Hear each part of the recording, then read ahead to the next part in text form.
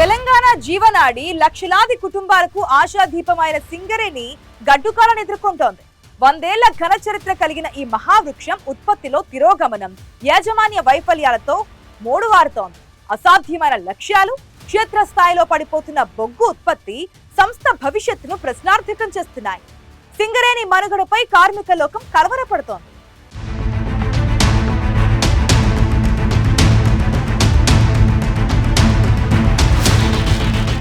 తెలంగాణ ఆర్థిక వ్యవస్థకు వెన్నెముకగా లక్షలాది కుటుంబాలకు జీవనాధారంగా ఉన్న నల్ల బంగారు గని సింగరేణి కాలరీస్ కంపెనీ లిమిటెడ్ అస్తిత్వ పోరాటంలో పడింది. 100 ఏళ్ల చరిత్ర కలిగిన సంస్థ క్రమంగా నీరసించిపోతోంది. గతంలో సంస్థ సీఎండీగా పనిచేసిన బలరాం నాయక్ చేసిన వ్యాఖ్యలు సంస్థ భవిష్యత్తుపై ప్రమాద ఘంటికలు మోగిస్తున్నాయి. రాబోయే 10 ఏళ్లలో సంస్థ మనుగడ కష్టమని మాజీ సీఎండీ చేసిన హెచ్చరికలు అక్షర సత్యమయ్యేలా ఉన్నాయని అంతా కలవరపడుతున్నారు.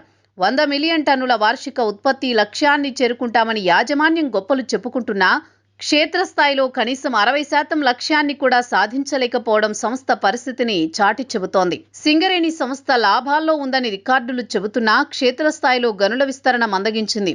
కొత్త బ్లాకుల కేటాయింపులో జాప్యం జరగడం సింగరేణి భవిష్యత్తుపై నీలనీడలు కమ్ముకునేలా చేస్తోంది. సింగరేణి సంస్థ కేంద్ర బొగ్గు గనుల శాఖకు సమర్పించిన నివేదికలు కార్మిక లోకాన్ని కలవరపెడుతున్నాయి. బొగ్గు ఉత్పత్తి గణాంకాల్లో భారీ తేడాలు కనిపిస్తున్నాయి. గత ఆర్థిక సంవత్సరం జనవరి నెలతో పోలిస్తే ఈ ఏడాది జనవరిలో ఏకంగా 17.70 లక్షల టన్నుల ఉత్పత్తి పడిపోయింది. అంటే దాదాపు 25.40% భారీ తగ్గుదల నమోదైంది. 2025 జనవరిలో 69.70 లక్షల టన్నుల బొగ్గును వెలికితీసిన సంస్థ ఈ ఏడాది జనవరికి వచ్చేసరికి కేవలం 52 లక్షల టన్నులకే పరిమితమైంది.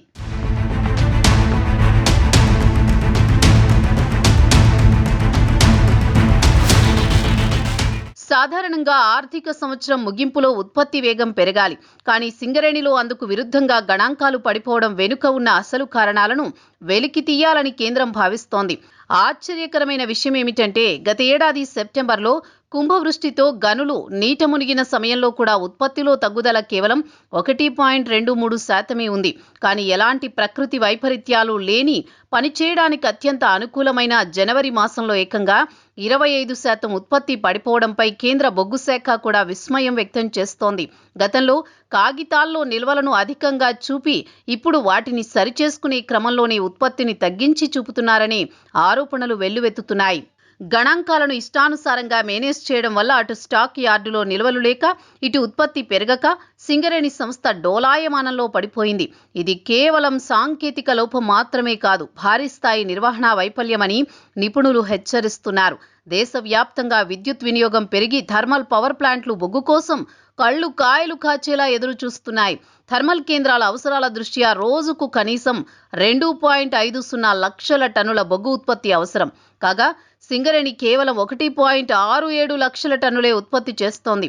ప్రస్తుత ఆర్థిక సంవత్సరం తొలి 10 నెలల గణాంకాలను పరిశీలిస్తే గత ఏడాది ఇదే సమయంలో 5.37 కోట్ల టన్నుల ఉత్పత్తి జరగ్గా ఈసారి 4.89 కోట్ల టన్నులకే పరిమితమైంది.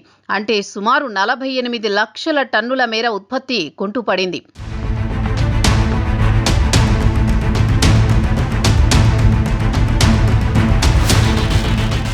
సింగరేణిలో ఉత్పత్తి పడిపోవడంతో బయటి దేశాల నుంచి బొగ్గు దిగుమతి చేసుకోవాల్సిన దుస్థితి ఏర్పడుతోంది. ఇది సంస్థ ఆర్థిక భారాన్ని మరింత పెంచుతోంది. సరఫరా విషయంలోనూ ఇదే పరిస్థితి కనిపిస్తోంది. 2024-25 తొలి 10 నెలల్లో 5.23 కోట్ల టన్నుల బొగ్గును వివిధ సంస్థలకు పంపగా ఈ ఏడాది అది 5.02 కోట్ల టన్నులకు పడిపోయింది. ఏప్రిల్ నాటికి 50 లక్షల టన్నుల నిల్వలు ఉన్నాయని చెప్పిన యాజమాన్యం ఇప్పుడు సరఫరా ఎందుకు తగ్గించిందో సమాధానం చెప్పలేకపోతోంది. నిర్ణయించుకున్న 5.84 కోట్ల టన్నుల లక్ష్యంతో పోలిస్తే ఇప్పటి వరకు 81.90 లక్షల టన్నుల బొగ్గు తక్కువగా సరఫరా అయ్యింది. సప్లై చైన్లో తలెత్తిన అంతరాయం కారణంగా విద్యుత్ ప్రాజెక్టుల నిర్వహణ భారంగా మారుతోంది. లక్ష్యానికి ఆచరణకు మధ్య ఉన్న ఈ భారీ వ్యత్యాసం సింగరేణి విశ్వసనీయతను దెబ్బతీస్తోంది. ఉత్పత్తి తగ్గడమే కాకుండా సరఫరా చేస్తున్న బొగ్గు నాణ్యత కూడా దారుణంగా పడిపోవడం సింగరేణి ప్రతిష్టను మంటగలుపుతోంది. ఎన్టీపీసీ వంటి దిగ్గజ సంస్థలతో పాటు తెలంగాణ జెన్కో కూడా నాసిరకం బొగ్గుపై ఫిర్యాదులు చేస్తున్నాయి. బొగ్గులో మట్టి రాళ్లు ఎక్కువగా వస్తున్నాయని, దీనివల్ల విద్యుత్ కేంద్రాల్లో యంత్రాలు దెబ్బతింటున్నాయని జెన్కో వర్గాలు ఇప్పటికే సింగరేణికి లేఖలు రాశాయి. నిధుల కోసం నాణ్యతను తాకట్టు పెడుతున్నారనే విమర్శలు జాతీయ స్థాయిలో సింగరేణిని ఇరకాటంలో పెడుతున్నాయి. కేవలం పరిమాణంపై దృష్టి పెట్టి నాణ్యతను విస్మరించడం వల్ల భవిష్యత్తులో కొనుగోలుదారులు సింగరేణి వైపు చూడరనే వాదన కూడా బలంగా ఉంది.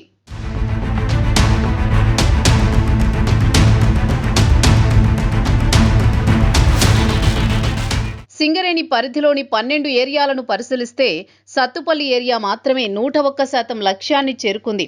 బెల్లంపల్లి 99%తో పర్వాలేదనిపించగా కొత్తగూడెం, మణుగురు, RG2 ఏరియాలు 92%తో కొనసాగుతున్నాయి.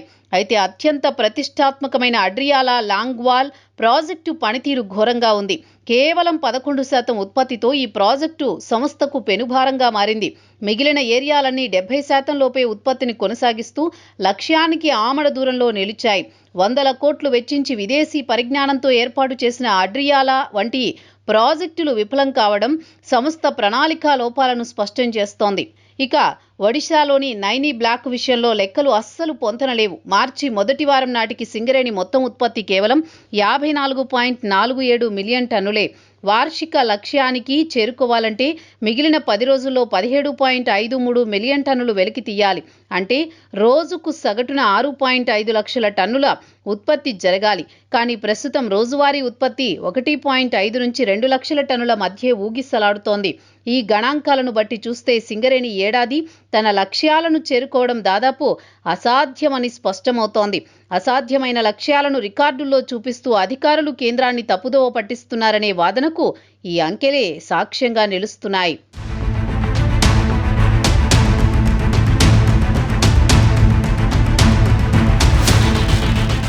సింగరేణి కేవలం ఒక లిమిటెడ్ కంపెనీ కాదు. అది బొగ్గుగని కార్మికుల రక్తం, చెమటతో నిర్మితమైన సామ్రాజ్యం.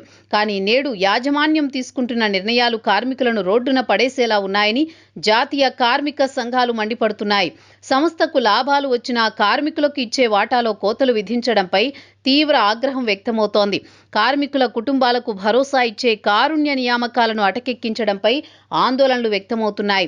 భవిష్యత్తులో గనుల ప్రైవేటు పరం అవుతాయా లేదా సంస్థ మూతపడుతుందా అన్న భయం ప్రతి కార్మికుడిలో ఉంది.